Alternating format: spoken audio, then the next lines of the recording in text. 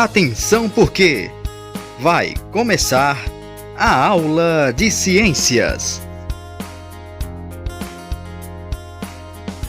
Olá pessoal, boa tarde. Vamos para mais uma aula do sexto ano. Sou a professora Sandiele.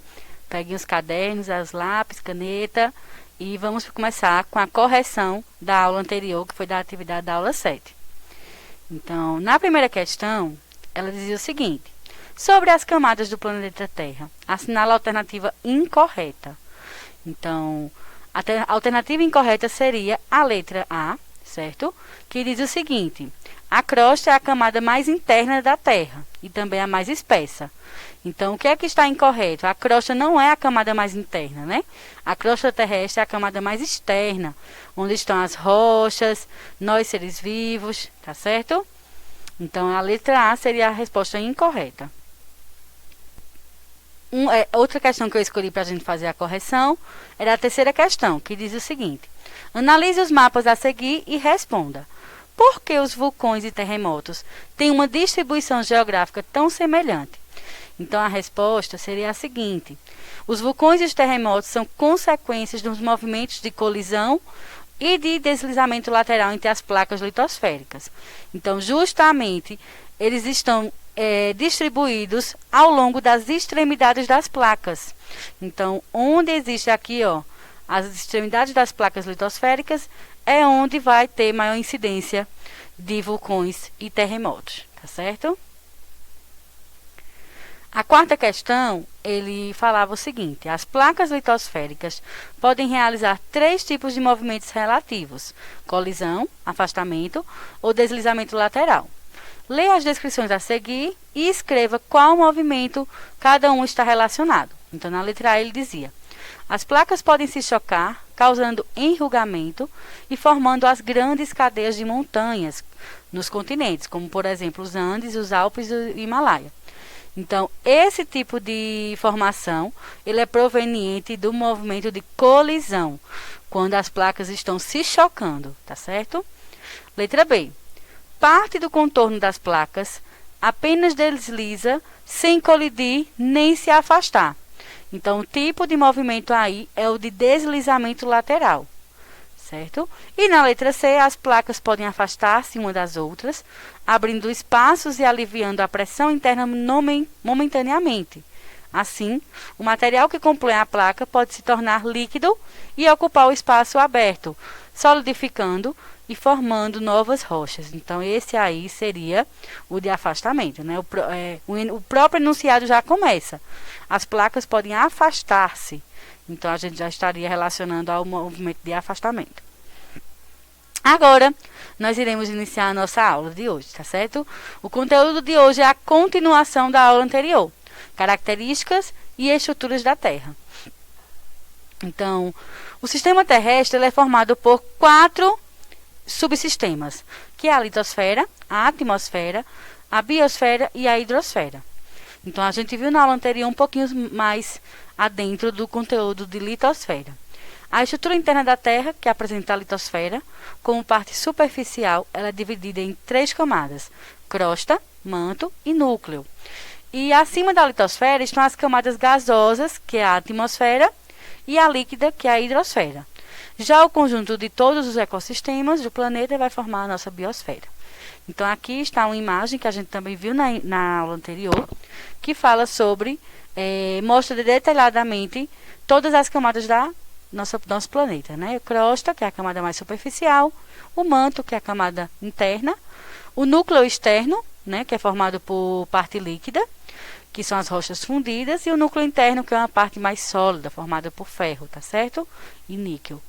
Então, agora nós vamos falar um pouquinho sobre a atmosfera. Então, a atmosfera ela é a camada de ar que envolve o planeta Terra.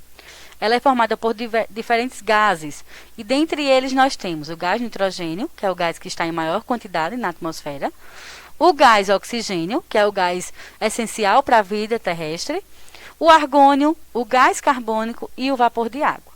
Dentre esses, nós temos outros também, mas a gente vai citar somente esses por enquanto, porque é o que tem maior quantidade. No surgimento do planeta Terra, não havia atmosfera. Então, essa camada gasosa ela foi se formando aos poucos e no começo ela era constituída por gases diferentes desses atuais, certo? Então, o que é que aconteceu? Como não existia, né, atmosfera, então todo o planeta ele era gelado, ele era muito glacial, certo? Então, com a formação da atmosfera, a gente foi retendo calor e o planeta foi se aquecendo. Então, a atmosfera, ela se estende por muitos quilômetros acima da superfície terrestre. Não é possível estimar com precisão onde ela termina e onde começa o espaço interplanetário. Além disso, o ar não está distribuído de maneira uniforme por toda a atmosfera. Por esses motivos, para fins de estudo, ela é dividida em camadas. Então, nós temos 5 camadas aí, que é a troposfera, a estratosfera, mesosfera, termosfera e exosfera. Então, nós vamos ver agora um pouquinho mais adiante de que é composta e quais as principais partes dessas camadas, tá certo? Então, nós temos aí uma ilustração que mostra para vocês quais são os principais componentes que tem nessa camada. Então, a troposfera, ela é a camada mais próxima ao solo, certo? Ela está a cerca de 12 quilômetros de altitude, acima do mar, ok? E é onde a gente tem aqui nossa vida, né? Nossa vida terrestre. A estratosfera é a camada que está acima da troposfera. É nela que se encontra a camada de ozônio, e onde circula lá os aviões e alguns tipos de aeronaves, né, mais velozes. Acima dela nós temos a mesosfera, que é onde ocorrem os raios cósmicos. Depois a termosfera, né, onde acontece a aurora boreal, a gente vai ver o que é, e onde os foguetes estão circulando. E por fim, a exosfera, que é onde nós temos os satélites, né, naturais. Então, na camada mais próxima da superfície, que é a troposfera, os gases eles são constituídos de ar existente em maior quantidade. Conforme a gente vai aumentando a altitude, a quantidade desses gases vão diminuindo, ou seja, a atmosfera ela começa a se tornar rarefeita. Então, o que significa uma atmosfera rarefeita? Com pouca quantidade de ar, certo? Então, cerca de 99% de todo o ar que se encontra em uma camada, de até 32 quilômetros de altitude, em volta da Terra. Então, nosso ar, né, nosso ar que a gente respira, o gás de oxigênio, ele está a cerca de 32 quilômetros de altitude. À medida que a gente vai passando disso, ele vai se tornando rarefeito, ele vai perdendo a quantidade de gases, tá? Então, a primeira camada é a troposfera, como eu já tinha dito a vocês. Ela corresponde à primeira camada da atmosfera, ou seja, é a que mais se aproxima da superfície terrestre. É nessa camada que os seres vivos podem respirar normalmente. Apesar de apresentar uma extensão inferior às demais camadas, a troposfera constitui cerca de 80% da massa atmosférica. É nessa camada que ocorrem quase todos os fenômenos meteorológicos, porque nela se encontra quase todo o vapor de água da atmosfera. E também é na troposfera que circulam os aviões de carga e de passeio, ok? Próxima camada é a estratosfera. Então, ela corresponde à segunda camada mais próxima da Terra, fazendo limite com a troposfera e com a mesosfera, camada que vem logo a seguir. Nessa camada, há uma pouca concentração de vapor de água e o ar movimenta-se horizontalmente. É na estratosfera que a gente encontra a camada de ozônio. O que é a camada de ozônio? É a camada responsável por filtrar a radiação ultravioleta, ou seja, aquela que é nociva, que traz malefícios aos seres vivos, tá? Então, a camada de ozônio ela é composta pelo gás ozônio, cuja sua fórmula molecular é o O3, e ela está localizada em uma região da atmosfera chamada de estratosfera, que fica a cerca de 20 km a 35 km de altitude da superfície terrestre. Essa camada de ozônio ela vai auxiliar na manutenção da vida do nosso planeta, já que ela consegue filtrar cerca de 95% dos raios ultravioletas que são oriundos do Sol, impedindo que a maior parte desses raios atinja a superfície terrestre. Porém, o que é que está acontecendo? Ela está perdendo a sua eficácia. Então, devido à grande incidência de gases poluentes, CO2, na atmosfera, né, ela está perdendo a sua espessura. Então, aí nós temos uma ilustração que mostra, né, o Sol irradiando os raios ultravioletas.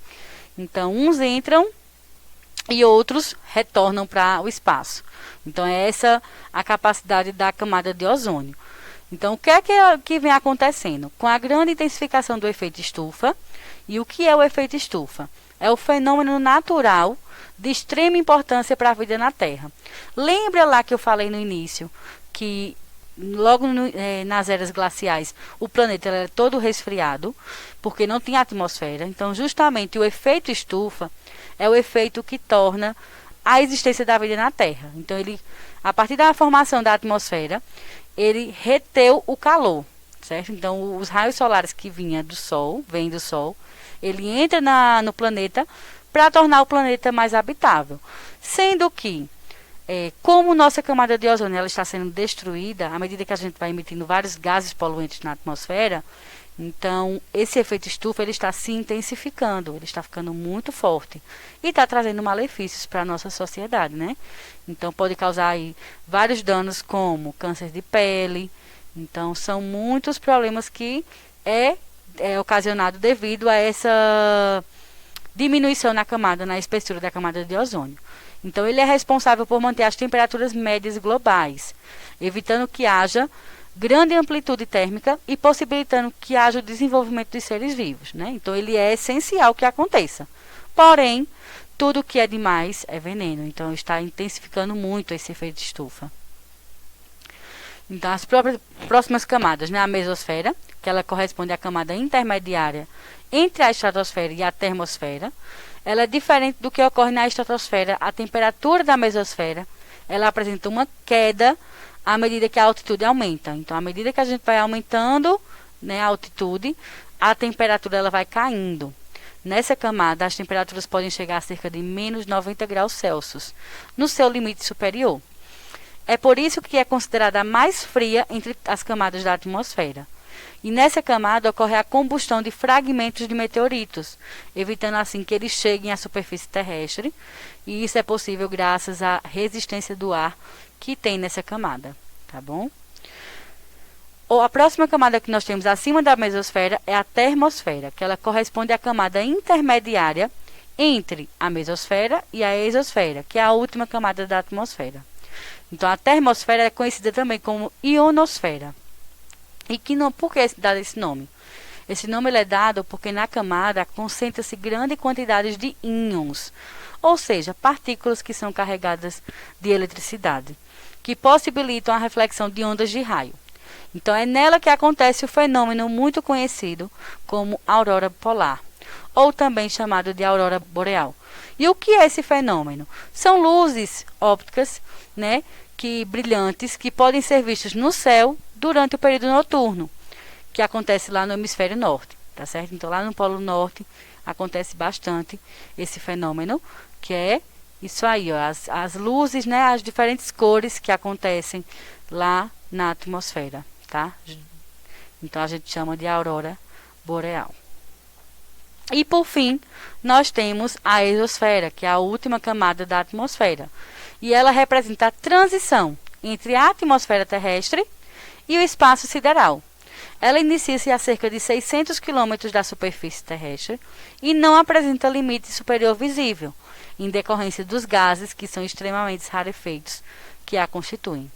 Metade dessa camada ela é composta por gás hélio e a outra metade por hidrogênio. E é na exosfera que as partículas presentes começam a se desprender da gravidade da Terra. Então, aqui nós temos, só para vocês verem todas essas camadas juntinhas, tá? Aqui a troposfera, que é a camada que está mais próxima da superfície, certo?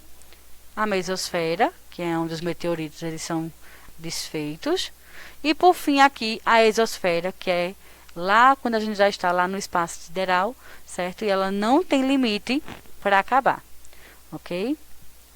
Então é isso, pessoal. Espero que tenham gostado. Fique com Deus e até a próxima aula, tá? Tchau!